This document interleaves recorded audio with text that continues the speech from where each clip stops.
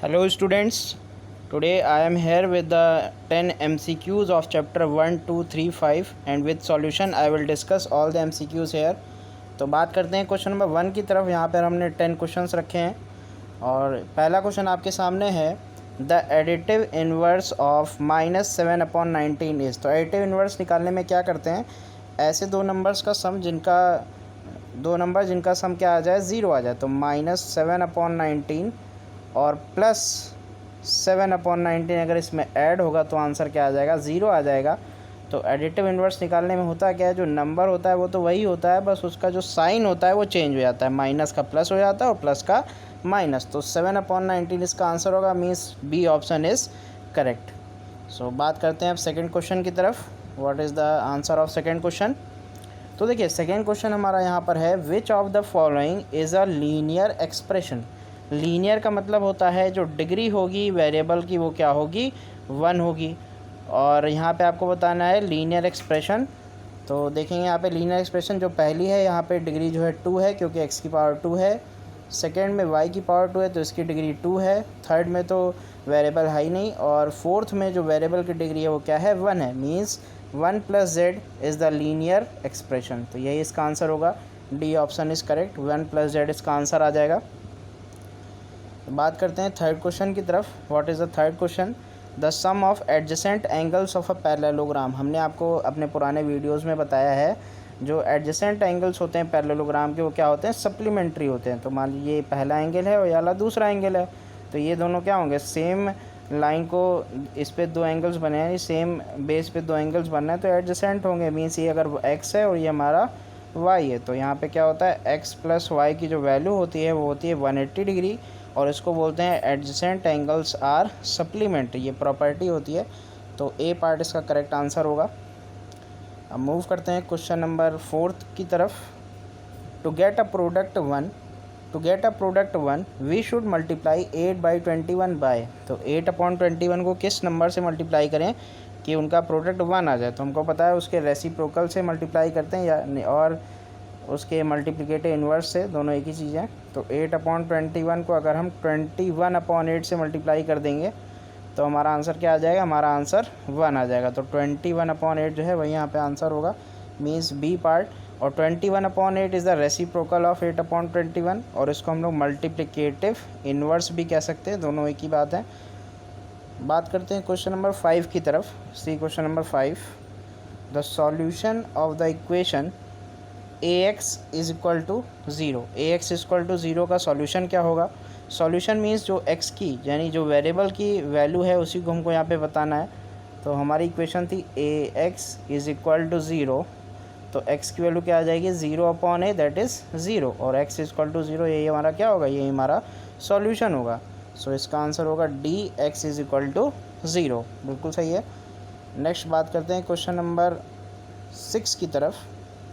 C question number 6, the multiplicative inverse of -3/2 is. तो -3/2 का multiplicative inverse क्या होगा।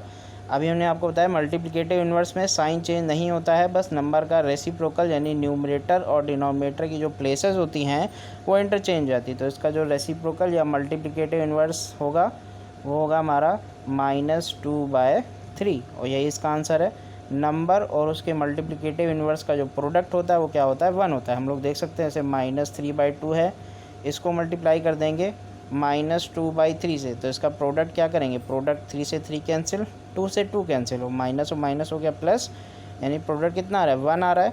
तो -2/3 is the reciprocal of this number और द मल्टीप्लिकेटिव इन्वर्स ऑफ -3/2। अब बात करते हैं क्वेश्चन नंबर 7 की तरफ। Solve 7x - 9 is equal to 16। इसको सॉल्व करना है।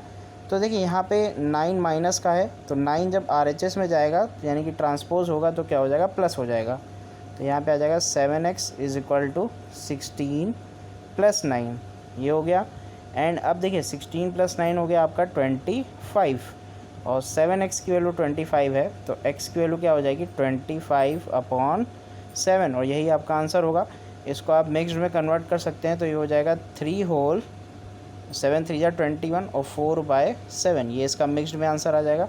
पर आप MCQ है तो 25/7 आप देख सकते हैं, बी ऑप्शन हमारा यहाँ पे क्या होगा, करेक्ट होगा, बिल्कुल सही है, 25/7 इज़ द आंसर। अब मूव करते हैं क्वेश्चन नंबर 8 की तरफ। तो see the question number 8, a linear equation in one variable has only one solution, two solution, more than two या नो सॉल्यूशन। तो linear equation in one variable, एक variable की लीनियर इक्वेशन है तो इसमें जो सॉल्यूशन होते हैं वो कितने सॉल्यूशन होते हैं, सिर्फ वन सॉल्यूशन होता है इसमें। सो ए ऑप्शन हमारा करेक्ट है। तो मूव करते हैं स्टूडेंट्स क्वेश्चन नंबर 9 की तरफ। What is the maximum number of obtuse angle that a quadrilateral can have. तो देखिए जो क्वाड्रिलेटरल में maximum number of obtuse angle होते हैं वो इसका आंसर होगा 3। ये क्यों होता है हम आपको बताएंगे, क्योंकि देखिए जो क्वाड्रिलेटरल में इंटीरियर एंगल्स का जो टोटल सम होता है वो होता है 360 डिग्री, और इसी सम को मेंटेन करने के लिए जो नंबर ऑफ ऑब्ट्यूज एंगल्स होते हैं वो सिर्फ 3 होते हैं। हम आपको एग्जांपल बताएंगे बना के। मान लीजिए हमने एक काइट तरह का ऐसे शेप बना दिया, ये हमने काइट का एक शेप बना दिया, आप लोग एग्जैक्ट फिगर भी बना सकते हैं।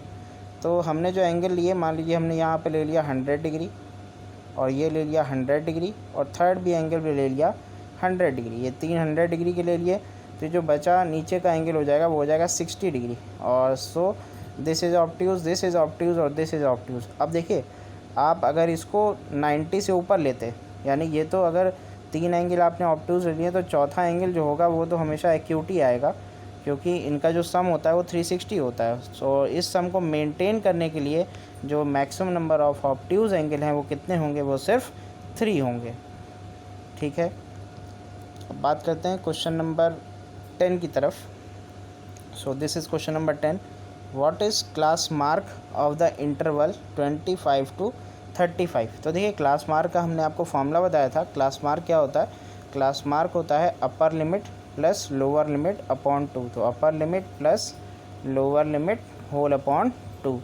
अब देखिए ये जो आपको इंटरवल दिया है 25 to 35, इसमें लोअर लिमिट क्या है 25 है और अपर लिमिट क्या है 35 है, तो इसकी वैल्यू रखनी होगी, that is 35 plus 25 whole upon 2। और इसको हम लोग सॉल्व करेंगे, ये आ जाएगा 30 + 20 50 और 10 60, तो 60 अपॉन 2, और इसका आंसर आ जाएगा 30। 30 is the final answer of this question. तो इसका जो क्लास मार्क होगा वो 30 होगा। और इस पर कुछ चीज़ें हम बता देंगे। अगर आपसे किसी ने पूछ लिया what is the class size, तो क्लास साइज़ जो इन इंटरवल्स की जो गैपिंग होती है इसको बोलते हैं क्लास साइज़, क्लास साइज़। और इसका फार्मूला होता है upper limit minus lower limit, ये फार्मूला होता है क्लास साइज़ का। तो क्लास साइज़ अगर निकालना होता है तो आप सीधे सीधे माइनस कर देते, दैट इज़ 35 माइनस 25, और ये आपका आंसर यहाँ पे आया था दैट इज़ 10, और 10 is the final answer of class size. तो ऐसे क्वेश्चन इससे एक और बन सकता है जिसमें आपको क्लास साइज़ निकालना होगा। तो स्टूडेंट यहाँ पर अभी इतने ही क्वेश्चन थे, और कनेक्ट रहिए। Thank you.